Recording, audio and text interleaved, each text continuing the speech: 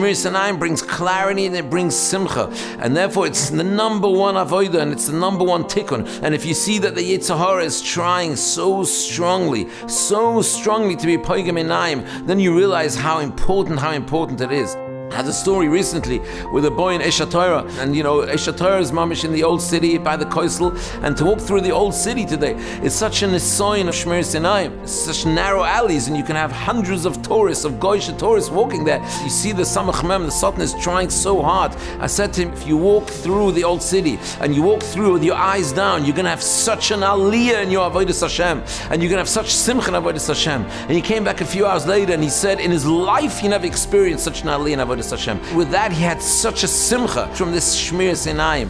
The Heilige Baba Meir, Rabbi Meir Abu Chatzera, when he moved from Morocco to Eretz Yisrael, we're talking about decades and decades and decades ago, and when he came to the airport, Ben Gurion Airport, which obviously wasn't then like it is today, he made a Tanis Dibur for 2 years, so they had to walk through the airport, and he was chashash of Shmirat Einayim. And it's the same Baba Meir that I heard from Rabbi David, Lahavdil Mechaim L'chaim, Rabbi David Abu Chatzera, Shemarach Yom HaMashanim, said that Maisa that came to his father that there's an Israeli boy that ran away, they couldn't find him, the Interpol and the Shin Bet, nobody could find him. And the Rebbeinu says, I see him.